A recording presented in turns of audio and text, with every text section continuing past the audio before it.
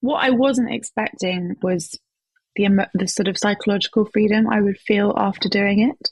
Okay. I really, felt like I just reclaimed some agency. And I know that the stats aren't certain, and I know that the chances of me even being in a position to kind of have IVF down the line, if I Mhm. so desire to use the eggs, it's another monumental amount of cost and time and effort and Yeah. emotional upheaval. But just somehow, and I've been trying to articulate this last week, but somehow there was just this feeling of the pressure was suddenly off for a little bit. I'm Keltie Maguire, and you're listening to the Kids Are Childfree podcast.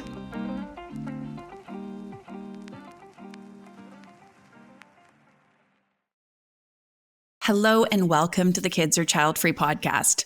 Okay, tell me if you can relate to this. You're on the fence about kids. Everyone's telling you the clock is ticking. You're creeping closer and closer to that age where you're not even sure if kids are going to be a possibility anymore. All you feel is the pressure and the crunch of time to make a damn decision. Okay, I'm sorry for those of you I've now worked into a total state, but I know for so many of us, I know, in my case, 35, this was like that date that had been put in my mind. I have to decide by age 35. And guess what? By 35, I just didn't know. And so perhaps you have been entertaining the idea, or it's been planted in your minds that maybe what you should do is freeze your eggs to buy a little time, maybe to wait until your life situation or circumstances look a bit different. You've saved more money, you've completed your degree, you've met a partner that you'd want to have children with. If you have thought about or are curious about or thinking about this topic of egg freezing, you are not going to want to miss today's episode. I am so glad you're here tuning in, because I am talking with a woman who not only recently froze her eggs, but she actually created a film about it. Sophia Seymour is a British award-winning writer and director living between London and Naples, and writes regularly for The Guardian, Condè, Nast, and Time Out.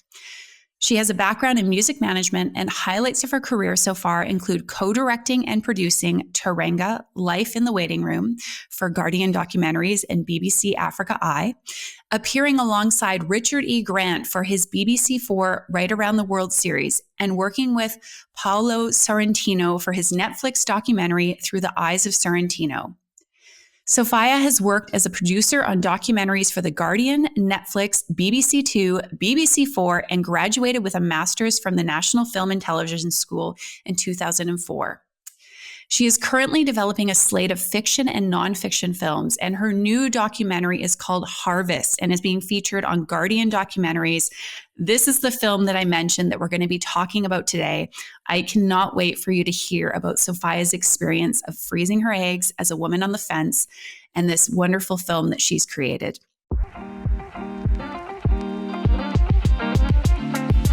Sophia, thank you so much for coming today. And I think when we were messaging on Instagram, I told you this feels like somehow fortuitous timing that the two of us have connected, because a question that's come up with a few of my clients actually in the last few weeks is, if I'm on the fence about kids, maybe a good idea is that I freeze my eggs. So that gives me some additional time to make this kids or child-free decision. And I got to say, I have some questions that I have put to them to say, here's some things you might want to consider, but not having frozen my eggs myself, not knowing the ins and outs of this, I've thought to myself, I need to bring someone on who has actually gone through this experience to speak to what it's been like for them personally, recognizing that may not extend to everyone. And so when I saw the other day, one of my connections had shared your film, I thought, oh my gosh, this is perfect. And I reached out, and you so graciously said that you would come on the podcast. So please just tell us a little bit about yourself, and then we'll talk about this wonderful film you've made. Hi, hello everybody, and hello Keltie. Thank you so much for having me. My name is Sophia Seymour. I'm a writer, director, and producer based in London. And I have recently released my latest film, which is called Harvest. And Harvest was made 2 years ago when I was thinking about whether I wanted children or not, and had gone for a routine appointment to the doctor, and they told me I should probably start thinking about it, and time was running out to kind of make a decision. and he kind of seeded the idea of egg freezing. So Okay. the film was born from this situation. So, I mean, deciding to do this, I have to, there's a lot of vulnerability presumably involved. And some people might be thinking, just this decision of whether or not to freeze my eggs, that's like, it's seemingly from the film quite invasive from what I've heard. To then share this with the world, what inspired you to share this experience of egg freezing? Mm. No, it's 100% a really quite grueling thing to go through just to make a decision. And I have to just say up front, I don't advocate that for anybody. Mm. It really was almost just kind of my own way of making sense of what Yeah. I'd really like for a long time compartmentalized. So I'd just basically gone back to film school. I was age 35. I'd kind of had a really rich career doing lots of different things, had kind of fallen into filmmaking when I was 30. I mean, kind of fallen into filmmaking. I was a journalist and I was producer, and then I kind of decided to start making my own work. And then that kind of started to take over, and it was really exciting. But I really wanted to have that experience of going back to film school. So, age 35, I was back in film school, and lots of people were much younger than me, and they were saying, Yeah. "Oh, so how old are you? And do you not want kids?" And I realized that kind of in the popular imagination, that those two things were actually really mutually exclusive. Mm. And that really shocked me. And I wasn't really ready for it. I was just super excited about the next chapter. Yeah. And then, we were at film school, so we were required to make a film. And we made three films in the masters. So I wanted to kind of put my all into it. And then that led me to thinking, well, if I'm going to freeze my eggs, so the doctor's like, you should freeze your eggs. I'm like, Yeah. but if I'm going to freeze my eggs and I'm going to spend money on this and time Yeah. on this and put my body through something, surely before I do that, I should think about whether I want kids at all. Because if I don't want Yeah. kids, then why would I freeze my eggs? So it was kind of a vicious circle, really. So it Mm-hmm. wasn't like I'm going to freeze my eggs and that'll help me make a decision. It was more just like, wow, I need to be thinking about this. So I Yeah. wanted to make a film that was me reaching out to my female community and Mm. wider network of women to ask what they thought in a kind of way of Yeah. reaching out and asking for advice. And then at the same time, I was like, well, he's really telling me that time is running out. So Yeah. whilst I'm ambivalent, it seems like a silly wasted opportunity to not actually go, if I can, I was really privileged that I was in a position to be able to do it. And that is something I Yeah. really want to underline, because there's a lot of fertility inequality out there. And, just Yeah. having that luxury of being able to do it Mm. was amazing. And so I thought, well, okay, I've been told this information. I should Mm-hmm. probably just do it. And then I'll film it, because filming it weirdly felt like a way of claiming back a sense of a little bit, and I hate that the sort of patriarchy has seeped in this way, but failure, that I wasn't in the right place, that I hadn't Mm. got my career in shape, that I wasn't financially stable, that I wasn't with the dream person who was going to give me a kid. Mm. And so in a way, all of that came together, and I Yeah. decided to kind of put it all into a film. But yeah, as I'd like to underline, that doesn't mean that I'm advocating for everybody to go and freeze their eggs to make a decision. Yeah. And I mean, I wanted to go back to those words that you said, because you said I wouldn't advocate this for anyone. I think I'm paraphrasing. Perhaps those weren't your exact words, but do you mean egg freezing in general, or as a means of getting clear on whether or not to have kids? As a means to getting clear on kids. Yeah. I say that because I don't want this to feel like it's a solution. Yeah. But personally, for me, it Mm-hmm. was really clarifying. Okay. That's the kind of the place I ended up in, actually. Was, I can't really describe it. I think it was something to do with, okay, I was really lucky. I got 20 eggs. So 20 eggs are Mm-hmm. on ice, and they say you need 20 statistically for a baby. And brackets, that's also, those stats are a little bit opaque still. Okay. Um, but we can go back to that. And so there was something about just I think just honestly feeling like I had more time to make a decision Yeah. that allowed me to block out a lot of the noise or the baby fever, because as you get older, as I'm sure everyone can relate to, Yep. you get the question more and more and more. And so in Absolutely. some ways I was like, you're asking me this question, but I've got a little bit more time than you think. Yeah. And that took the pressure off. And then I was able to see more clearly. And Yeah. and in that clarity, I felt, okay, I'm actually able to confront more clearly that I have never been someone who's been massively broody, and I'm really, really lucky that my films feel like little baby projects in the Yeah. way that I get into them, Yeah. and also for now, that's how I feel, and the luxury is that psychologically, at least, I feel like I might be able to change my mind in 5 years' Mm. time. Yeah. But that's also not an insurance policy or a given Yeah. at all, and that should also be underlined. So I think what we were saying when we were chatting is it's such a Yeah. personal journey and personal experience. So it really did something for me, but I know it's different for everybody. Yeah.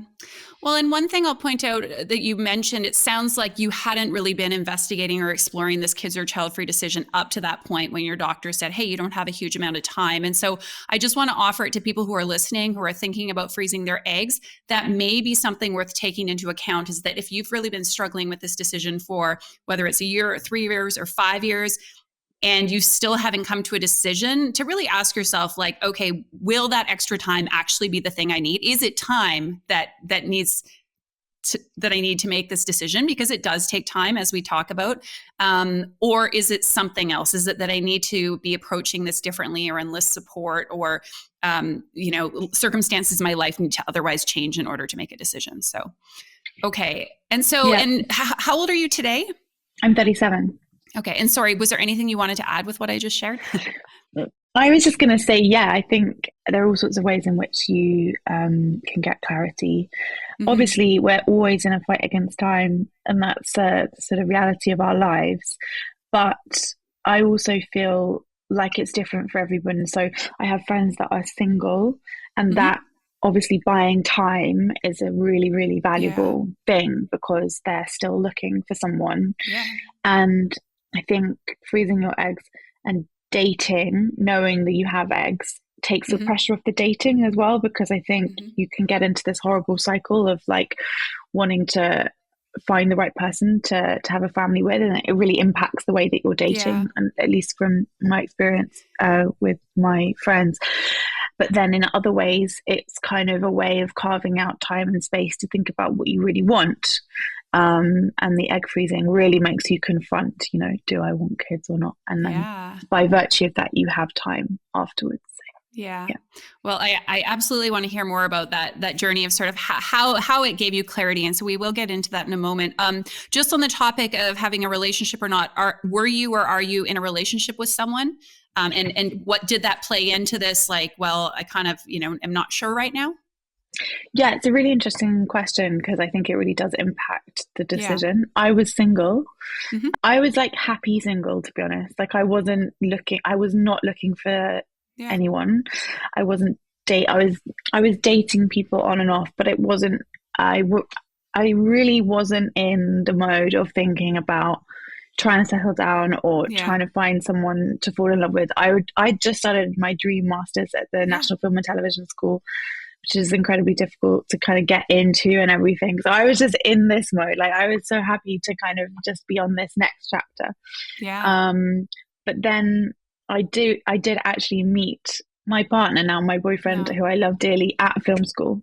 Very cool. And I think that you definitely find things when you're not looking for them. Yes. But So they say, and that was my experience as well. Yeah, yeah. absolutely. Yeah, you never really know what's around the corner, but I Yeah. definitely wasn't in looking for boyfriend mode at all. Yeah. So yeah, that was an interesting turn of events, and I'm obviously feel very fortunate. And he knew me as I was going through this process. Mm-hmm. We weren't like fully together at that point, Mm-hmm. but he's always been incredibly kind of open and always saying, making space for I know this is how you feel now, but if you ever change your mind, we can still talk about it. But Mm-hmm. he's very kindly always just asking what I want on that. So Yeah. that's really helpful. And I think that's something that's interesting to address as well, is that I think when you are then in a relationship, people do question you even more, because they're saying, well, why would you do that if you're in a relationship? Just get on with it. So that's another kind of factor that I've experienced. Yeah, so many different layers. Okay, I want to rewind a little bit. And you talked about, so first of all, it seems like you were enjoying your life, right? Like you're like, I'm embarking on this new career. It sounds like you had a lot of really interesting experiences and success previously with your journalism. You're just not even thinking about it really, like, which I think is something a lot of people can relate to. What I hear from so many listeners and clients of mine is like, life is good. I'm just doing my thing. And then lucky us, we get to think about this big question that's staring. I mean, and like you say, it's the biological clock, but it's also the fact that life is finite and it goes fast. And holy moly, all of a sudden I'm in my 30s or early 40s, and I need to explore this question if I want to make sure that I've fully addressed it, depending which way I land or decide. Prior to that sort of ambivalence or not even thinking about it, had you expected or hoped or wanted to have kids one day? Or not? Had that been on your radar at all? Not really.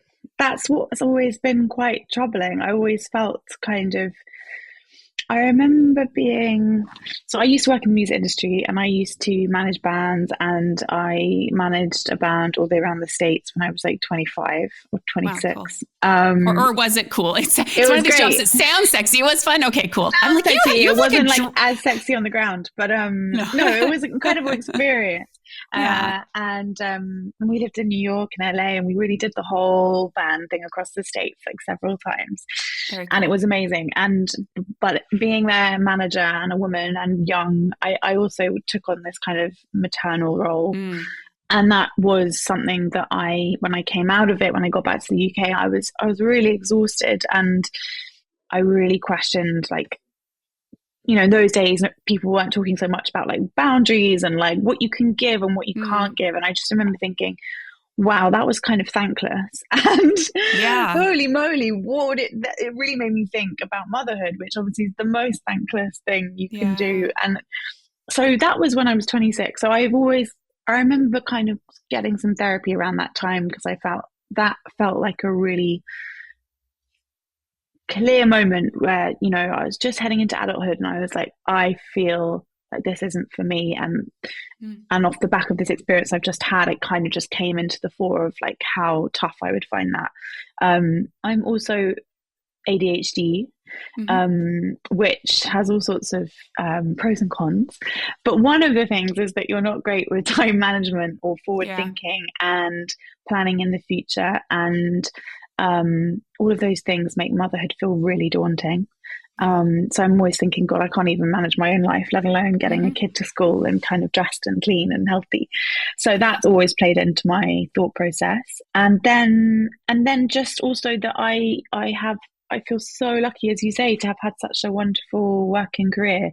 I worked in the music industry, and then I moved to Italy. I went to do a degree when I was 25, and then I ended up I moved to Italy and to Naples, where I set up a production company, and I've had like a bunch of success there running these literary and cinematic walks around the city. And like, I just had this kind of incredible life. And then I decided I wanted to study, and I came back, and, rather than doing things, it's almost like I've done things backwards. But that hasn't necessarily fitted with the timeline of my biological clock. So it was only when I got back to film school and everyone asked me that I was like, oh, I'd not really stopped to think about it, actually, which was probably bad, but maybe the ADHD thing where you don't think that far in the future. You were having fun, enjoying life, it sounds like. And I mean, just based on what you describe, I have to say, and this is a total sidebar, but like, it is seldom that I hear someone describe their life and it's not envy, but like, let's say this, I love my life. Like I've created this life that is just everything me and what I'm about. But hearing about specifically that career path you've had and living in Italy, I'm like, oh, that sounds divine. Like I also could have lived Sophia's life. That's that sounds very cool. That's amazing. Well, Thank you. Yeah, it's so funny. I mean, again, we were talking about this before we started recording, like what we deem to be success or value or meaning. It's like what I hear and see is like, oh my gosh, this woman has lived such an incredible, rich life. And you're only, what did you say, 38? Like imagine everything that is to come. And of course, if having children's part of that, wonderful. But it's not, I can't imagine hearing about you and your life that would be like encompassing everything for you, like being a mom. It would be one of many rich aspects of your life. Yeah, 100%. I think like, I thank you so much for being so kind about my experience.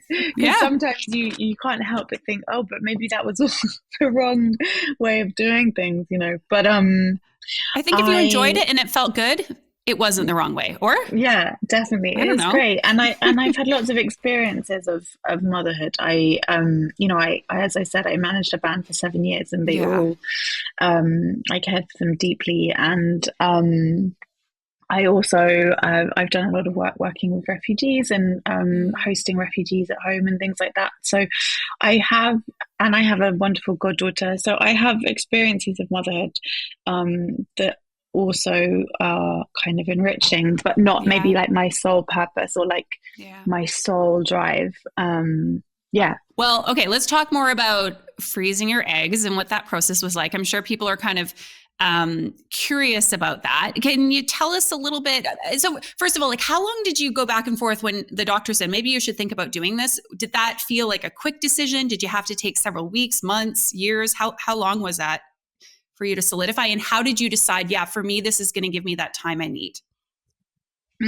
Okay. So where was I? Yeah, I was back in England, having been living in Italy for 10 years and kind of just trying to get back into like being in the UK and doing the regular checkups and things like that, and just sort of trying to ground myself back in the UK. And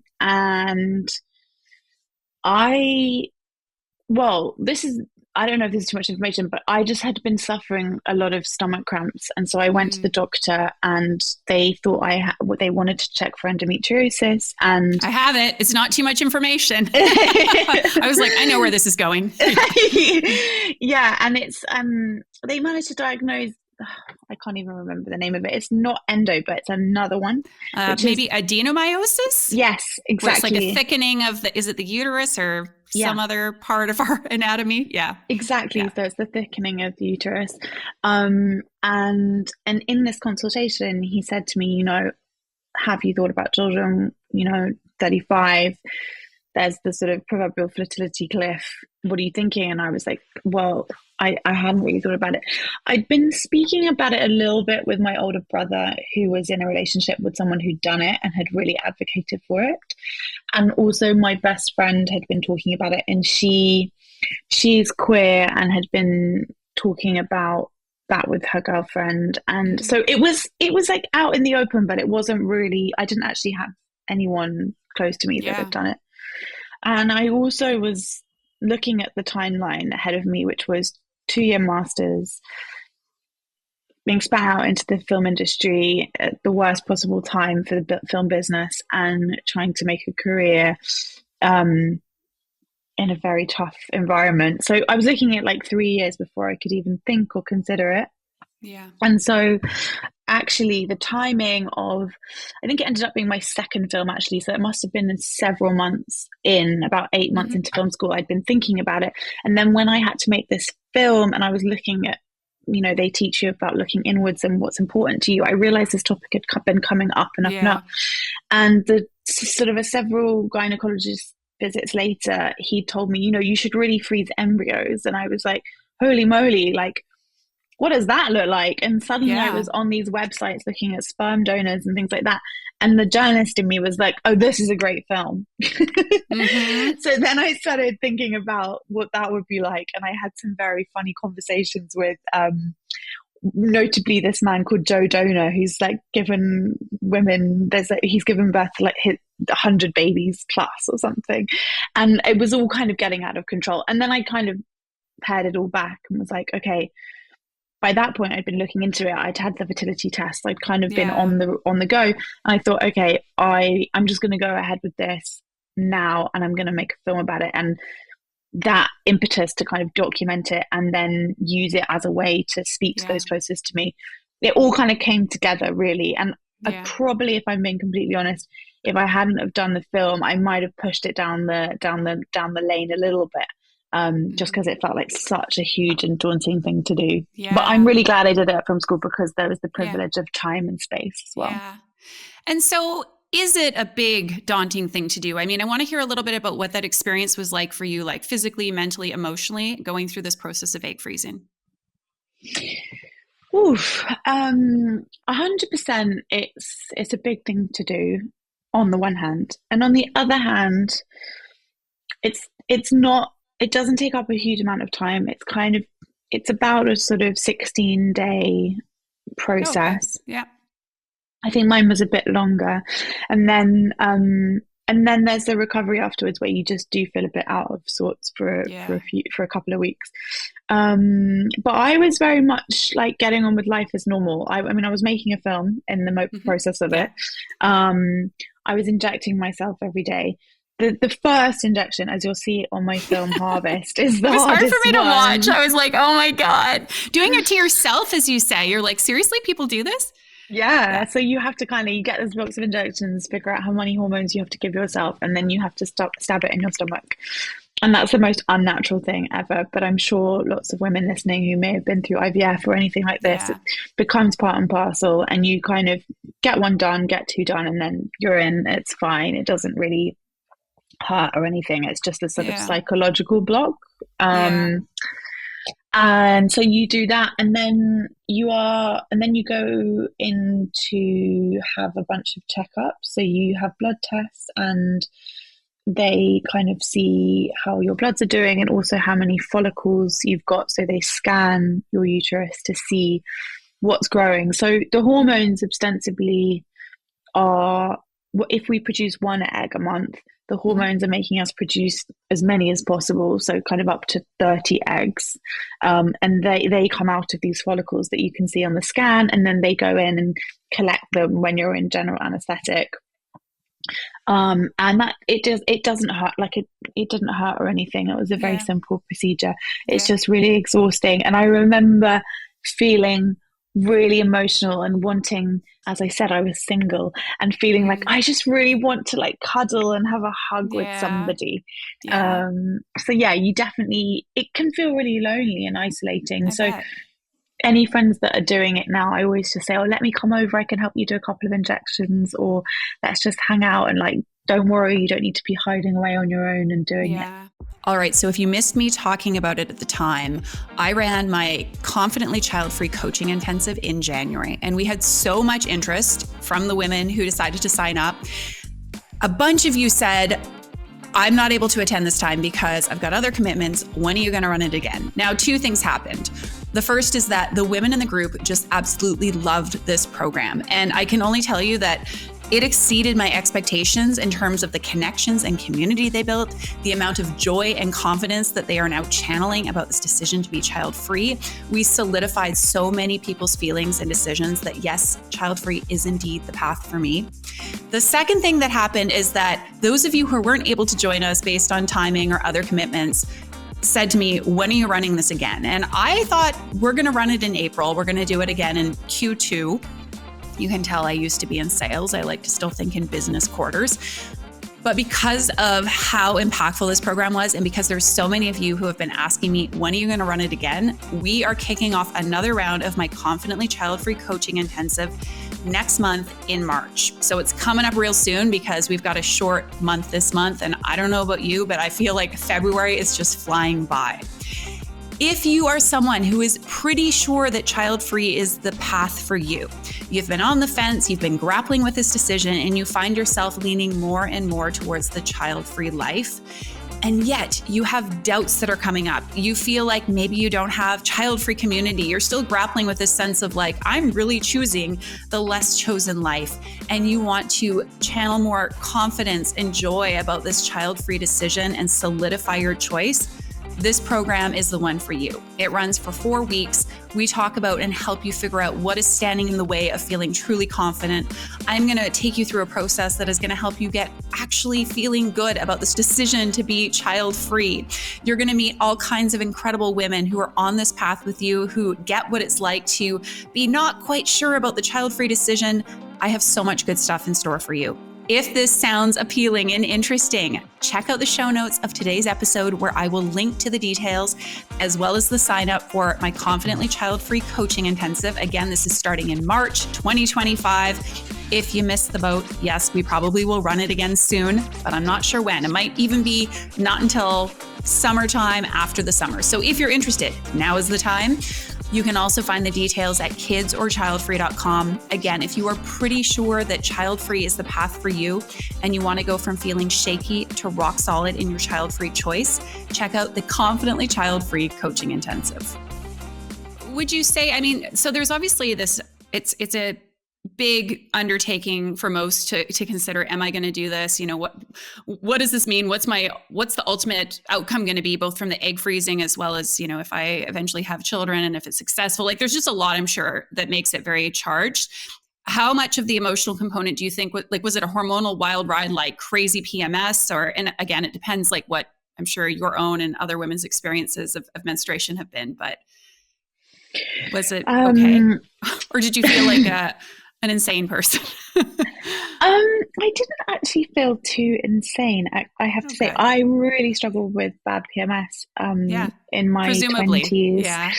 Only with the adenomyosis, I know often the periods are not super fun. Same with endo, grim. And I've been really lucky to have the coil for many, many years, and that really sorted out my life. Good. So that really bad PMS, I luckily haven't had it for ages, but the feeling was much more with the egg freezing. You're quite bloated, and so it does this horrible trick where it kind of makes you feel like you're pregnant because your belly just swells, and that's really emotionally complicated. To have this kind of feeling of 2 weeks of growing this kind of belly, and I do remember texting a friend on the way to clinic being like, I'm bent over double on the street with pain. So I must have had pain. But you know how one compartmentalizes, you kind of forget about it. But I did feel, it's sort of an emotional roller coaster. I didn't feel crazy. I just felt needy, I think. I just wanted I didn't want to be alone. I just didn't want to, it felt like I needed company. For sure. Yeah. Okay. And so I'm curious, like, what did you find out through this process that maybe you didn't know before, or that's surprising, or you feel like something that a lot of people aren't aware of when it comes to egg freezing? So on a practical level, I think it was much more straightforward than I'd imagined. Like once you get your injections and you inject yourself, you go to the clinic regularly for checkups, and then there's an operation at the end. That kind of felt, apart from having to carve out the time, which obviously is a great luxury to be able to do, that felt quite straightforward. What I wasn't expecting, and we kind of touched on it earlier, was the sort of psychological freedom I would feel after doing it. I really, felt like I just reclaimed some agency. And I know that the stats aren't certain, and I know that the chances of me even being in a position to kind of have IVF down the line, if I so desire to use the eggs, it's another monumental amount of cost and time and effort and emotional upheaval.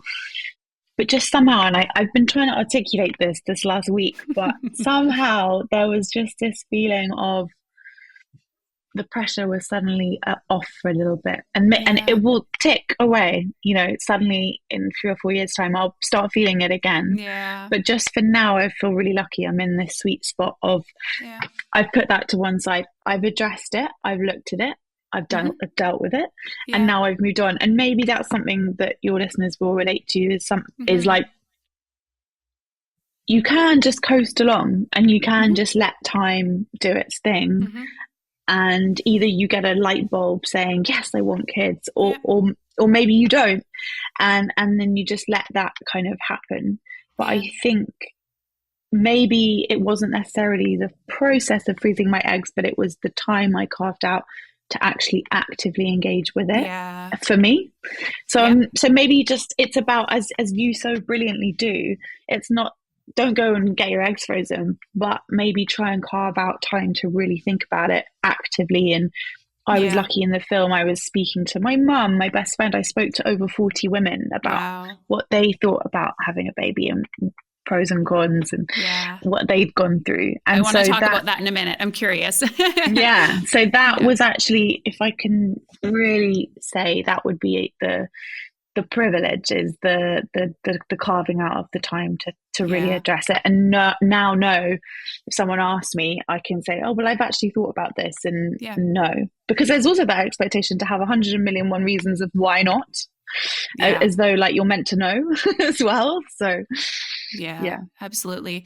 Yeah, I think, the fact, I totally agree. The fact you carved out this time and also you did something, right? Like it's a step forward towards, and well, I'm curious to hear, great. It sounds like greater clarity, at least at this stage. I want to hear more about that. But it's, as you put it so perfectly, reclaiming that agency in the sense that like I am doing something to get myself closer to one path or another, as opposed to drifting, which interestingly, I had a wonderful guest on the other day. The episode might be airing before, maybe after yours, a philosopher, Ruth Chang. And she says drifting can actually be a tactic we can use. And it's not necessarily a bad thing, but I do think I would say it's not going to be for everyone. Right. And that's going to be, we've been talking a lot about discernment on the podcast. It's sort of discerning, like, how does that feel for me to kind of like wait and see? And for some people, that's okay. That's kind of, go with the flow. Let's see how I feel and what happens. And for others, it's like they recognize this decision is taking up a lot of mental, emotional space, and also sort of keeping a door open in their life that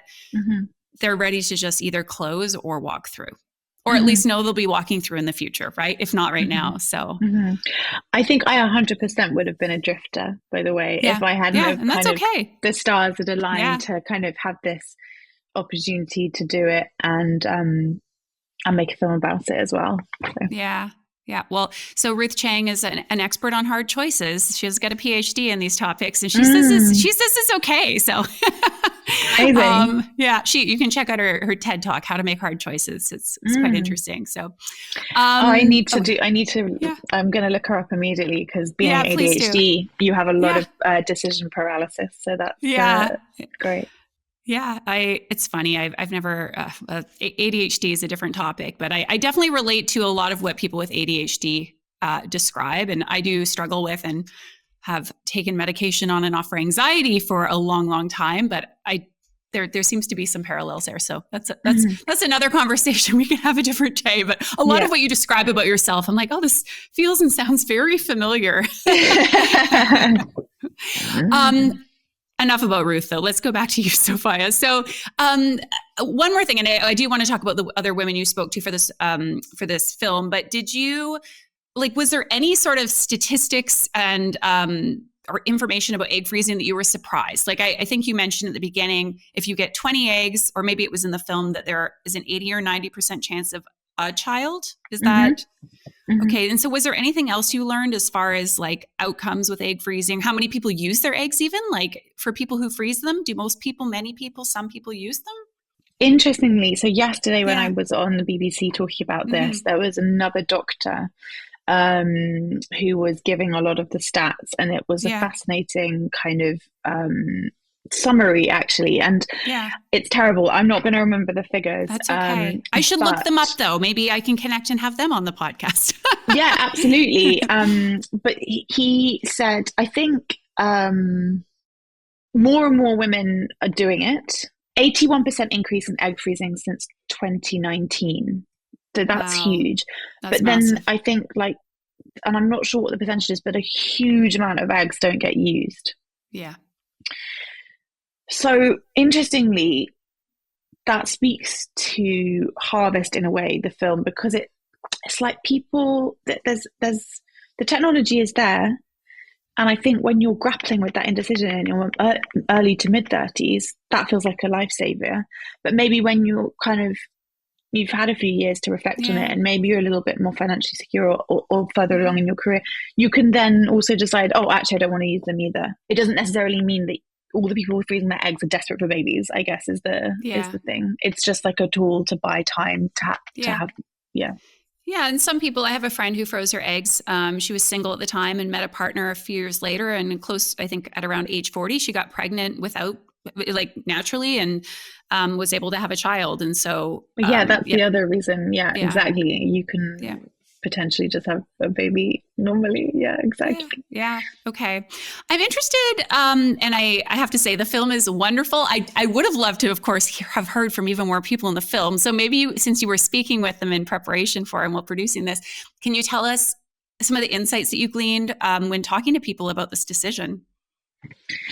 Yeah, absolutely. So the film starts with me talking to my best friend about Hmm. what she thinks about having a child. And she sort of very articulately says, well, it's scary to have a child and it's scary not to have a child. Yeah, So that that resonated. really sits with this ambiguity and ambivalence around, being child free or going Hmm. ahead with motherhood. I think that really hit the nail on the head for what I was feeling. Hmm.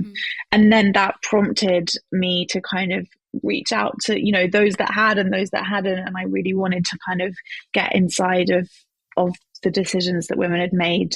Yeah. Um, and to be honest, there were two camps that quite often there were two camps. One was, I've had a child. I'm not going to lie. It's the hardest thing I've ever done, but you won't regret it. Hmm. And I remember feeling, okay, like, you kind of have to have faith in that then. Like, I have to Yeah. trust that you say it's really, really hard, but it's also great. And I found myself feeling quite like, not quite convinced, but they do say it with such conviction. So, Yeah. and of course, there's that like incredible love that's described, Hmm. and it feels like a beautiful experience. And I, of course, really respect every woman that decides to go ahead with that. And then I spoke to the other group of women, another group of women who hadn't had kids, and well, specifically a group of women who kind of came together because they didn't have kids, and they called themselves the Winners. And Okay. it's a little joke, but it's like Yeah. they have a WhatsApp group called the Winners, and they say that they're winning because they have lots of surplus cash and they can do with their free time what they want, and they go and to the theater and to New York on holiday, and they're working women in London, and it's like Yeah. just a tongue-in-cheek way of kind of celebrating and being cheerleaders for each other in a world that still tells you that Yeah. that's maybe not the right way to go about your Yeah. life. I And love when I that. I spoke want to a them, winners friend group. yeah, so good. We should have one. Yeah, yeah, let's An do it. international Amazing. one. Yeah, Totally. 100%. I think that would be lovely because I think what I learned from them and what I really felt Hmm. convinced with by them, more so than the women who had children, was it's about your community. And if your friends and community reflect your decision, then why would you feel regret? Why would you feel that you were alone? Because you've everyone else is in the same boat as you. And that really struck a nerve. And I Wow. wished I'd been able to have more of their voices, and hopefully maybe I'll do another film about them because Yeah. they were amazing. And I felt it in my heart. I thought, okay, so if I don't have kids, I've got the Winners to look forward to. Yeah, absolutely. So that felt really exciting, and then I sort of finished like, and sort of halfway through the film, I then speak to my mum, Hmm. who is a big advocate for children, and of course of a kind of other age and a more traditional background. And she really sweetly shares her own fertility issues and Mm. how hard it was for her to have children. She had four of us and 10 miscarriages. And I know she struggled a lot. And so speaking to her was much more, she really just was worried that I would be lonely and regret it, because for her, Yeah. family was everything. And that was what she chose. She gave up her career to have a family. So that was, of course, her voice. And I felt like that was the most almost extreme position on the Yeah. other side. Like, through care and love, she still wants me to Yeah. have a child, even if maybe it's not quite right for me. Yeah. So yeah, I spoke to so many different people, and also a lot of women who were trying to juggle it all. I thought that was really interesting, like how especially in the current economic climate, how do you juggle your career, your Hmm. family, your relationship, your friends? It's a lot. It's almost impossible, I think. Yeah. Yeah. Of course, there's So the you can have it and do it all narrative, but we're hearing more and more, yeah, not really, at least not all at once, right? yeah, no, totally. We had such an amazing evening last week where a friend and I decided to host an evening called "It's Complicated," right? And we screened 4 films, each showing a different kind of taboo-ish factor of the complications towards being a parent. So, a woman that had a baby but was exhausted and was a carer and was trying to balance that life, and then a queer person going through IVF, and then this other and then my friend Ellie, who's 9 months pregnant and sort of super terrified about what's coming next and feeling like she's grieving the person she used to be and saying goodbye to her younger self. And then my film. And we had such an amazing discussion, and it suddenly felt like, oh, we really just need to talk about this and get it out in the Yeah. open, and talk about all the different perspectives, because we are all individuals, but we're all thinking about it all the time. Yeah, absolutely. Wow, that sounds like a really cool event and evening. You should Yeah. maybe take it on the road, a little mini Yeah. film festival. I love it. Where does this all leave you today? It sounds like you've made the decision, at least for the time being, to remain child free. Is that the case? Or can you tell us just a little bit more about sort of how you came then to a clearer decision? Yeah. It's so funny to be able to have these terms, I guess. Like, Yeah. I mean, it's amazing. Like child free. Like, I didn't really even get as far as that. I think to kind of assign myself a label. Hmm. But now you asked me, I guess in many ways I am child free. I'm especially because I'm in a relationship, so I can kind of Hmm. that decision feels you could not be in a relationship and say, I don't want children, but that might change if you meet somebody. But Yeah. being with the person that I hope to be with for a long time feels, and we've discussed it a lot, that he's very supportive of whatever I'd want to do. I think, yeah, I feel quite like I'm child free. I might start saying I'm child free. But However it feels for you. If it yeah, feels good, say it. Otherwise, I trust you'll come up with some other. We should start just, I'm a winner. yeah, you're a winner. We need a Exactly. new term, we've always said. Yeah. I'll Are you a winner? 100% forward them the podcast, because they'll probably be really interested Aw. to Oh, listen. amazing. Oh, maybe I should Um, have a bunch of them on a yeah, you group should. podcast. That'd be cool. 100%. That'd be You should. amazing. So yeah, but I'm now in a very, very fortunate position to have a little window of time to kind of get on with my career and what I want to do, Mm, and then maybe there'll be another conversation in a couple of years where I have to think about it again. yeah. But for Yeah. now, I'm feeling good. Yeah. One last question, and that is if somebody is thinking about freezing their eggs, what suggestions do you have for them to sort of navigate this decision, and or like resources you think they should enlist? Hmm. Any tips for them? Um, Definitely don't rush into it. Um, if you have people that have done it in your community, definitely speak to them first and try and understand in wherever you live where the best place is, because I know that there have been known to be some places that aren't as good, and Okay. they take no responsibility if it goes wrong. So if they overstimulate you with the hormones, like kind of what happened in my film, where like they thought that I'd actually ovulated, so the eggs had come out before they were able to be collected. They're just like, well, that's your body, and like you've already forked out thousands of pounds. Wow. So Yeah. really look into where to do it. Hmm. If anyone's in London, I did it at the Lister Clinic, which I'd heard from a lot of people was one of the best, and I really did have a good experience. I didn't feel Hmm. rushed, I didn't feel pushed into it, and I felt very supported. Hmm. Um, and that would be the main thing, because you don't want to spend all this money and then to have a careless nurse who just kind of gives you the wrong dose of hormones, which would Oh really my mess things God. up. Yeah, that'd be So terrible. yeah. And then just really take the time to have a gentle kind of, when you do it, just be really kind to yourself and almost give yourself those 2 weeks to just really bed in and focus. And I think they advise don't drink coffee or alcohol, or, go out and things like that, and just take it easy and be kind to yourself, and also know that you're not alone. And when you feel like you're just injecting yourself in your bedroom on your own, there's hundreds of women out there that all of us are going through this process and all feeling conflicted and unsure about the future and what that holds in terms of having a child. And just know that you're not alone. That's the most important thing. Yeah. Oh, thank you so much. That's beautiful advice and very helpful, I'm sure, for many. Okay, before we wrap up, we have 5 rapid fire questions, and our listeners will recognize I'm doing them a little bit different because usually we say being child-free is not for those child-free guests. But I'm going to ask you something else, and that is freezing your eggs is? Liberating. Freezing your eggs is not? Cheap. True. Yeah. What is one tool or resource that you think might help people, not specifically with the kids or child-free decision, which is usually the question I ask, but that might help people to discern if they want to freeze their eggs or not?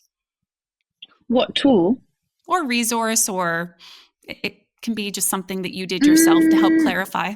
Friends and family. Yeah. Okay. I think just being honest, don't hide away.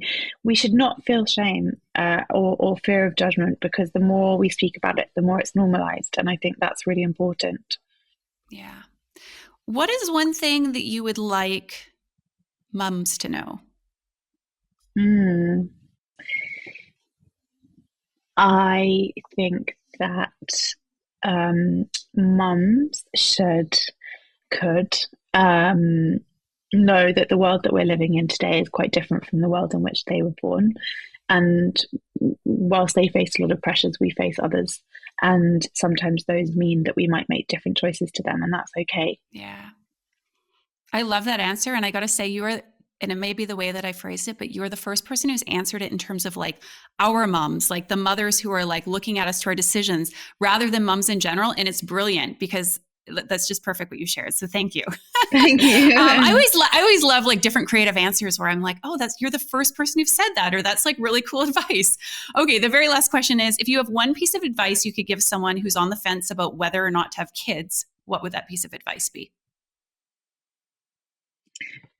Just don't listen to anyone else. Just dig into what you really feel. And that might be a whole process. That might mean sitting with it and thinking about it every morning for 10 minutes, or reaching out to friends and family, the ones that you trust, to be open-minded, to give you what you need to hear, not their projection of what you should do on their behalf, on your behalf. And it's so easy. I don't find that that's a very easy question, because I think that it's not. You can't tell someone not to worry about what other people think.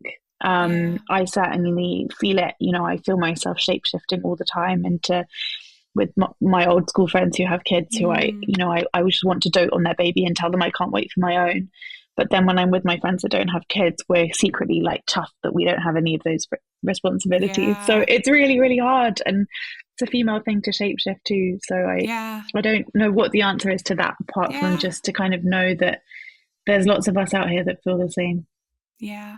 Wow. I really love how you use that term shapeshift. Like I think it's so relatable probably to so many of the women in particular listening, in terms of, and there's something beautiful about shapeshifting, right? Mm-hmm. And being able to like be adaptable and connect with different types of people, but it can make it tough to know ourselves. So thank you for articulating that. Yeah. Okay. Before we wrap up, you need to tell us, where can people watch the film? Is there anything else they should know about yourself, projects you're working on, how they can connect with you? What would you like to share? Well, definitely reach out. I'm not up for speaking to anyone. I've been inundated with messages since the film's come out, and I'm making my way through all of them, and I've been having some really rich and moving conversations. So definitely send me a message on my Instagram. Is probably the best way of getting to me. Perfect. We'll link in the show notes. And then you can find my email address on my website as well. Mm-hmm. And then definitely let me know what you think about Harvest, which is streaming free on the Guardian website. You just need to scroll down to their documentaries. And I think Harvest is the is the documentary that's Yeah. being featured right now. So yeah, let me know what you think. I'd be so grateful. It's only 20 minutes, so you can watch it in your lunch break. I was going to say that because sometimes, especially if people don't know, they might think, okay, I want to watch it, but I got to, make some time this weekend. No, it's 20 minutes. We waste 20 minutes on much less important things than watching this film. So I have to say it is a beautiful film. It is really artistically produced and shot. And I think it doesn't give any clear answers, which is just the way that life is, but it sparks very important questions and conversations. So I thank you for creating it. Thank you, Keltie, for having me on the show. Honestly, it's a pleasure to talk about it. Thank you. All right, before I say a final farewell, I just want to let you know that I have a bunch of free resources over at kidsorchildfree.com that you can download to check out. We've got a Kids or Child Free book guide with a whole bunch of fiction and nonfiction books to help you navigate your kids or child free decision with different perspectives, different stories that are hopefully going to help you shed some light on whether to have kids or stay child free. We also have a response guide, which is perfect for those of you who are grappling with nosy questions, people asking you like, so when are you going to have kids? Or what do you mean you don't want kids? I've got different scripts you can follow in terms of how to answer those questions. I also even have a little secret podcast episode, a solo episode that I recorded after a difficult conversation with a friend, really about how this kids or child-free decision, this whole conversation of should I have kids or not, can be very emotional and triggering oftentimes. So if you want to check out those and a bunch of others free resources that I have, head over to kidsorchildfree.com. I will include the link in the show notes for today's episode, and you can start downloading some of those resources to check out to help you with your decision.